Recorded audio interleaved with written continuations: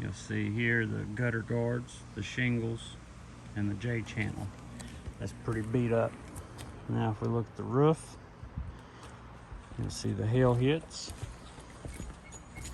It's all over the one side of the house. We come to this side, it looks pretty good. So that tells me the hail was coming this direction. And it is confirmed by the gutter guards.